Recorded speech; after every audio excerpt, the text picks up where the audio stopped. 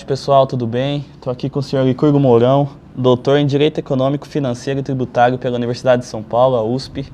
A gente está aqui para falar sobre o livro Tribunal de Contas Democrático, que ele escreveu em parceria com a Ariane Sherman e a Rita Chió Serra. Está aqui o livro, senhor Licurgo. Lucas, o livro Tribunal de Contas Democrático, ele é uma provocação, né? Nós estamos há 30 anos com o modelo da Constituição da República de 88 e, infelizmente, os tribunais de contas, da maneira como foram desenhados pelo Constituinte, ele ainda necessita de aperfeiçoamento, né? Os tribunais de contas são desconhecidos pela sociedade de uma maneira geral. E quando a sociedade toma conhecimento, normalmente é através de notícias que não são muito favoráveis. Recentemente nós tivemos situações muito graves no Rio de Janeiro e Mato Grosso, nós tivemos também no Amapá, que mostram que esse sistema ele precisa ser melhorado. E uma das formas que nós estamos propondo nesse livro é exatamente nós termos uma melhor comunicação entre os órgãos de controle e a sociedade, e também tentar reequilibrar a forma de composição dos tribunais de contas. Hoje existem uma estrutura de conselheiros concursados dentro do Tribunal de Contas, são os conselheiros substitutos, e reequilibrando a participação desse corpo técnico, nós acreditamos, da mesma forma como é feito na magistratura, em que os juízes se submetem a um sistema democrático, seleção através de concurso público, para só a partir daí serem alçados à condição de conselheiros titulares. Essa é uma forma usual da magistratura, em que a carreira ela é acessível através de mérito e através de antiguidade, sem, obviamente, com isso, extrapolar qualquer preconceito em relação aos indicados politicamente. É importante esse equilíbrio entre a formação técnica e a formação política. Mas esse modelo, da maneira como hoje está desenhado, não vem funcionando adequadamente.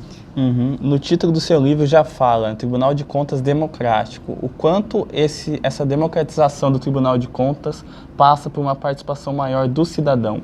O cidadão, na verdade, ele hoje, de forma geral, ele desconhece o Tribunal de Contas. Ele não sabe que o Tribunal de Contas, por exemplo, ele tem uma atuação, competências constitucionais amplíssimas, que poderiam ser formados por julgadores independentes, autônomos, preparados tecnicamente em sua maioria, poderiam realmente estar fazendo um papel muito melhor, muito mais efetivo.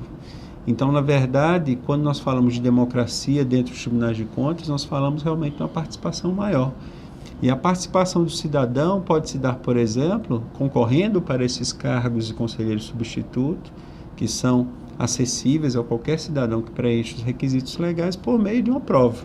Não há nada mais democrático que você realmente poder ser alçado a determinadas posições públicas através de um processo seletivo. E a gente vê que na imprensa, muitas vezes o Tribunal de Contas é até tratado de uma forma, vamos dizer, subestimada por conta de ser um órgão aconselhador, né? Digamos assim, não tem o poder de punição. Sim. Na verdade, essa afirmativa é uma afirmativa que demonstra de maneira muito clara a necessidade de a gente conhecer melhor o Tribunal de Contas. Exato. Né? O Tribunal de Contas, ele tem sim competências constitucionais próprias, inclusive de punição, inclusive de mandar paralisar licitações, por exemplo, ou concursos públicos que estejam irregulares.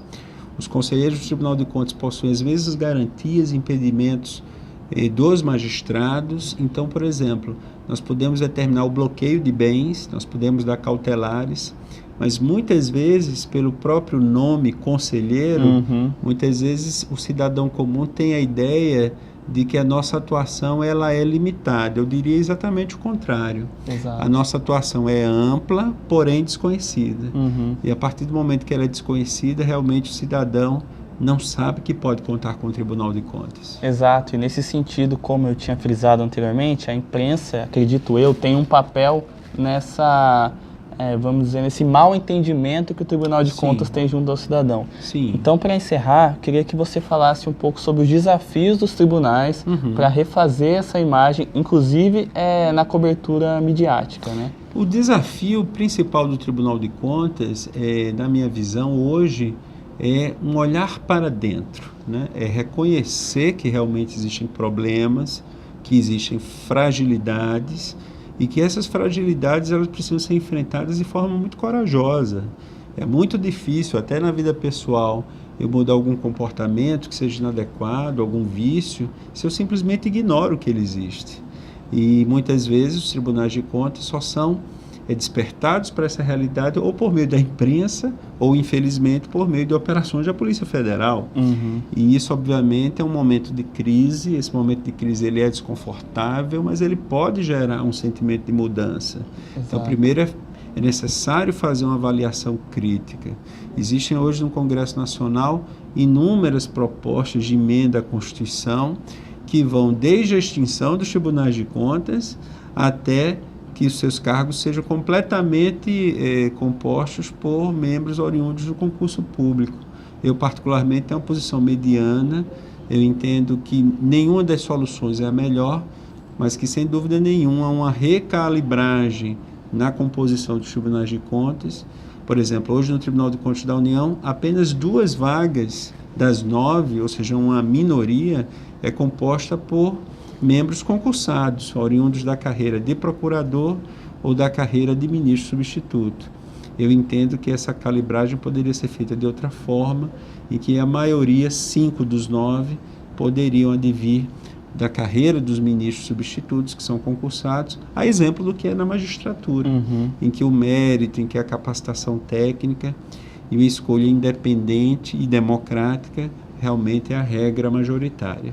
Até porque essa questão de ser concursado, ter uma certa estabilidade, uma certa independência, Sim. Acredito eu que diminua a vulnerabilidade de uma pressão do órgão do governo, né? E isso de fato acontece, né?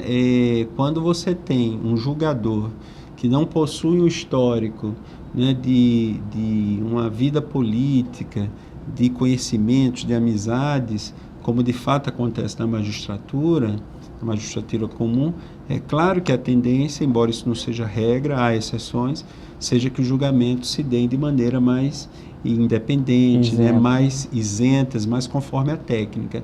Mas eu também não quero simplificar o problema, né? Não é pelo fato da pessoa ser concursada que não existam problemas entre os concursados.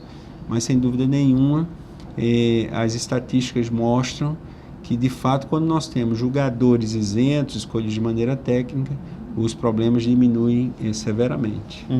Bom, o livro Tribunal de Contas Democrático é da editora Fórum, né? Sim. Queria que o senhor falasse como adquirir, para quem estiver interessado. O livro Tribunal de Contas Democrático, ele acabou de ser lançado recentemente em Brasília, no evento da editora Fórum, junto com a Associação Nacional dos Ministros e Conselheiros Substitutos, a Audicom, dentro de uma ideia de uma campanha chamada Contas Públicas São da Nossa Conta. Essa campanha está sendo lançada nacionalmente. O livro pode ser adquirido no próprio site da editora Fórum, www.editoraforum.com.br. Está lá disponível para que vocês também possam trazer suas contribuições e suas críticas. Ótimo, muito obrigado. Eu que agradeço, Lucas. Muito obrigado mais uma vez. Um abraço e até mais. Até mais.